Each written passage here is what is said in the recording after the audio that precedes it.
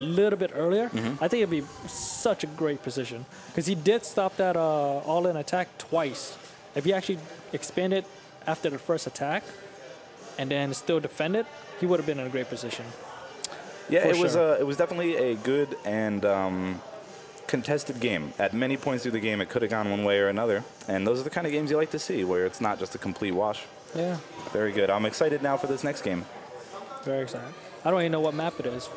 Now, we had Prion first, so you're going to... I bet you anything in Central Protocol. No. Nah. Nah, it's not going to be it. Most likely it's going to be Dust Towers. Dust Towers or the four-player map? Yeah. No, the two-player map. Okay. The very equal... Right, with the pocket expo. Yeah, exactly. Good Great for map. Protoss. CN just beat me It's on that map. Very balanced map. At least until you get like +9 Liberator range, then it's kind of hard. So when you see Mutas as a Protoss, CN decided to take the Blinkstalker approach, and against me, he went the Phoenix approach. So I'm interested to see if that Spire goes down, will he react with the Phoenix? I think CNProtoss was actually planning to do a 3-base all-in, regardless of what EndOfLine was doing, but EndOfLine actually surprised them with his own all-in that hit before his Blinkstalkers. It's very true. That first fight really determined a lot at the Protoss front door. That build that CNProtoss did looks very similar to the Hots build, where you actually get a 3rd base and then you get +2 blink timing, and then you just go for it. I think that's what every Zerg has died to that. Yeah. We all know that one. Yeah, those seem to have fallen out of popularity a little bit because of the strength of Adepts. Lurkers. And Lurkers as well. Yeah. Photon Overcharge giving Protoss a little extra defense, so the need, maybe the feeling of the need to all-in as Protoss isn't as strong as it was in HOTS. In HOTS, every Zerg player will tell you that you're going to get all-in by Protoss, 50% of the time. I wonder who actually chose Prion first. Would you think it would be EndOfLine that chose that? Well, the way they did vetoes on a best-of-3 is going to be the ABBA veto. So CN, yeah, it would be EndOfLine that chose Prion first then, right? I think so as well, yeah. I'm surprised that CNProtoss did not veto it in the first place. Yeah, I felt confident on it. Perhaps when I played him on it earlier, like I said, he went Forge with the intent to cannon rush me, and clearly he came in with a few different strategies for that map, and this time it didn't work out for him. Trying to macro against Gold Bay Zerg it can happen. Yeah, let's see if. I don't know. All right. Okay. Great. Look like we're about to. Yeah. We'll get there. No rush. I guess they need a couple Players more minutes. just getting set up. So this is the second game of the best-of-3. EndOfLine's in a great position because as a Zerg player, for me as a Zerg player, I get to do whatever I want in the second game. So now I actually showed EndOfLine a couple nifty builds. He might get a little tricky in this game, or he might do his standard approach into the game. But we'll see when we hop into the game. And it is Ruins and Sarahs. Oh, this is a very, very Zerg favorite map. Yeah, if he tries to macro against EndOfLine, again, EndOfLine may come out ahead. This is also a very good map for Mutas. Did you know you could 14-14 and just win? Yeah, yes. Yeah. Very big ramp It's and a very, difficult to very wall. big ramp. You can't wall that ramp. No. And if you do try to wall and you mess up, you just lose everything, and obviously link drop and all that wonderful jazz, So here we are jumping into this game against our two Psistorm Gaming teammates, and in the bottom left of Laralac Crest, we have Psistorm Gaming's CNProtoss. Down by a game, gonna have to bring it back here. And across the map, in the top right, we have our Zerg player coming out. Also from Psistorm Gaming, it is EndOfLine. Up a match here, and as you said earlier, Crayon, that's going to allow him flexibility in this game. If he decides to do an all-in, if he would like to play a different style, in fact, Nidus has been a little bit more popular lately as well, this is the game to do it. He can lose this game and still be all right in this series. Well, if it was me, What would you, if it was you, Crayon, where would you, cross spawns Laralac? That pool would have been finished by now. Yeah. Then again, you don't know it's cross spawn, obviously. Now, when he does find out it's cross spawn, which will be in maybe a minute or two time, the reaction that he'll have from that point on, he'll either continue on his macro or he's going to change it up and show us right away. I have a feeling that as soon as he figured out that this is cross. It does look like EndOfLine is taking a page from our book for doing hatch pool gas. Not necessarily just yet. It depends on whether it keeps it on gas, because I showed him 2 different build orders with this specific opener. and we'll see how things go from here. Interesting for CN that he's not doing double gateway adepts, and he is not expoing. He is doing double gateway adept, but he's doing it before Nexus, which is very strong, which hits much, much earlier. I can't give you the specific time, but it hits around 26. I mean, the adepts are halfway across the map, around 26 supply, maybe early 30 supply of a Zerg player. Usually I get Zerglings around 32-ish supply for standard double gateway adept timing, but this is much, much earlier, and I think it might catch EndOfLine with his pants down. Maybe he did get that speed, so he's got one thing going for him to deal with adepts, but this isn't all he's got to deal with. Behind the adepts, before a Nexus, is a Stargate, so this is most likely going to be the quickest Oracle you can see. And CN is really putting all his poker chips in the middle here, saying, I'm going to kill your drones enough to where this late Nexus isn't going to kill me. Here's the Nexus going down at 2 minutes, 40 seconds. That is pretty extremely late. Look like we got two adepts walking across the map. Stargate got put down right before the Nexus, so that's going to be a really fast Oracle. Probably got hit around 3 minutes, 30 seconds. No, around 4 minutes in his middle line. There's that Oracle, as you called it. And a decent amount of Lings. He did a good job dealing with the Adepts last game. Let's hope he can keep it up to par this game. Yep, as a Zerg player here, only one thing goes in my mind. Drone, drone, drone, drone, drone, drone. Correct. And if EndOfLine doesn't get any scouting off, I could expect him to put some blind spores down, as with all Zerg players do. Yeah, on a 4-player map, especially in cross positions, it is very hard to get that Overlord in time to scout that Stargate. I mean, the Oracle's already done, and the Overlords are nowhere near both the Adepts before they actually shade away. That was pretty good. And here comes the Oracle. Yeah, this is going to be the gameplay. This is going to be the playmaker here. This is 30 seconds. Well, it hits 40 seconds earlier than a normal Oracle opener. So I don't think EndOfLine's going to be ready for this. Actually, he's not even putting any spores down. Because Queen's not even in position to defend this middle line. Let's see this Oracle. He's actually going to get a couple kills here. Yeah.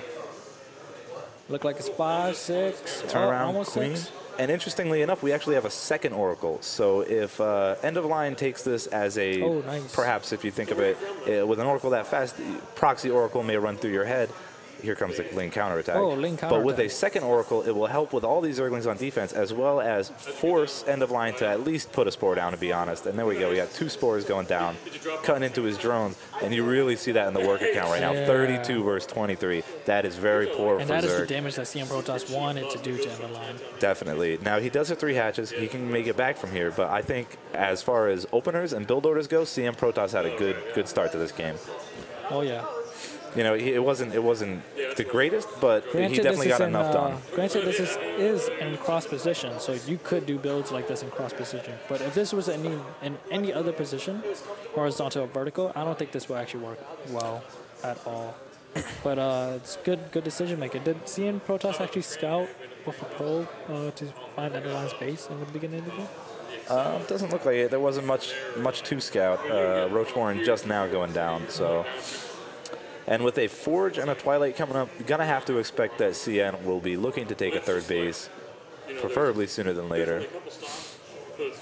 Look like he's going to drop down that Twilight Council, most likely going to be Blink or I don't know what that upgrade's called for the Adepts. The Adepts one? Yeah, I don't know the name either. It might be an all-in because he does have 2 Oracles out. He might want to hit a really strong timing where you actually walk like 6 Adepts. It looks like he is going to walk 6 Adepts across the map with 2 Oracles. He might even warp in more Adepts to actually attack him and give him that strong pressure.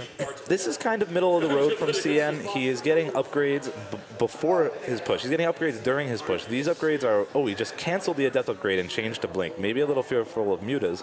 But these upgrades are a lot of money that are not going to pay off for this current engagement. And that 3rd base is not down yet. Yeah. And with a Forge as well, you have to expect that he's trying to take that 3rd base. Now, this is some good damage with the Adepts. Getting a couple drone kills, not too much. It looked like he decided not to shade into the natural. Roaches are coming to fight these Adepts, so that will actually kill a couple of those. Now, this is going to be the problem. When these Adepts outrun these slow, upgrade-less Roaches. Here we go. Yeah, I mean, he did pick off 4 Adepts before he actually moved over. Nice to see him focus fire the weak Adept there. This is enough damage for what he just threw out there. For Protoss, correct? Yeah, he threw a lot of Adepts away. I mean, he's up by 15 workers. He killed about 7 workers with the first Oracle, so he killed another 5. This is nice. Yeah. Adepts Yeah. are very, very, they never seem to die. You think you killed them, and then they show up in your main. Yeah. Now, if we take a look, end of line, although he held on, his is down saturation and is working not hard. ideal. He's got no drones in the main, I believe, and his third, he just got back to mining, yeah. No layer as well, so he's really There's trying no to play drones in keep his up in the main. macro, which actually puts the game in the hands of CNProtoss. It's really his game to control So even now. though CNProtoss walked across the map with a handful of units to try do economic damage, even though he did not kill as many as he thought, many workers as he thought he was, he did do side damage by making the Zerg player produce a lot of units for a very small amount of units. Correct. Those are a lot of commitment to roaches, and those are slow, no speed upgrade roaches with no any kind of upgrade. So that is a lot of supply and money to go into roaches, which are basically just sitting at his base right now. Those are paranoid roaches. You know, I hope adepts don't show up here, roaches. And although that's going to keep him safe for a minute, you know, CNProtoss is climbing up very fast in this supply. It looked like he might want to hit another +2 blink time in. Yeah, correct. Did he finish that blink? He did indeed finish that blink. So Starting +2, just waiting a little bit. I guess he's going to pressure a little bit with his army right now. Bring his mothership core over maybe to recall just in case. we got 11 drones and 250 worth of upgrades in the production tab for EndOfLine, and that is going to be a lot of money that is not army. So if CN decides to get bold here and move across, EndOfLine is going to have to respect it. I believe we just saw a Robo Bay coming down, and in my experience, I don't think a lot of people build Colossus anymore. How about you, Cram? I actually played a game earlier today on ladder, and this guy built Colossus against me. I have no idea why. Did you win? Yeah, I just Well, hydrolink banged him. That's so- why he doesn't. That's why people don't build them, because Yeah, they actually do no damage at all. yeah. He And had you know like what's 4 interesting? Colossi, still didn't do no damage. Yeah, and you know what's interesting about Colossus is in Heart of the Swarm, one of the ways to deal with them was to get out quick Vipers to pull them away from the army. This is so hot. This is so. This is 6 very months hot. ago. Very hot. Sentry blink. However, I don't approve of this if you don't have your mothership core. Cause True, this is risky. He doesn't know very what he's risky. walking into, and last game that didn't work out for him. This game, I think it'll work out a little better. yeah, it'll work out pretty better here, but it was very risky what he actually did. Ooh, these force fields can Force make field or really break good. this engagement. Do you pull the drones here, Crayon, or I do you would just pull the fight? drone. Yeah? Yeah. I would like to see at least a Ravager or two to help deal with these force fields. That's what Ravagers are for, mate. Oof. It looked like CNProtoss army is just too strong here. Yeah, he's doing very, Blink time very well. It's pretty well. Worker tab falling all the way to 36 for EndOfLine. So even if he survives here, he's got half the economy of CN. And very nice blinks. CN showing Yeah, us this that is he very can well close out a played game. by CNProtoss. Good He was game. just basically picking them a little bit here, a little bit there. Indeed, indeed. So we're going to No. go to our ace match then. That will be great. That was a really good build on this map. So let me ask you something, Kren. Do you think that Blinkstalker Sentry-ish push was the one he was looking to do last map? He got a third base a little bit later than normal because he was powering up his upgrades, preparing for this Blinkstalker type I push. believe that was actually what he wanted to do, but the fact that Prion, when a Zerg has a gold base, everything hits earlier. Truth. Like that, the Yeah. lurkers came and Exactly. disrupted him, yep. Everything hit it earlier because of the gold bases, and CNProtoss probably did not take that accounted too. And that's why his his plan to do the timing attack did not work.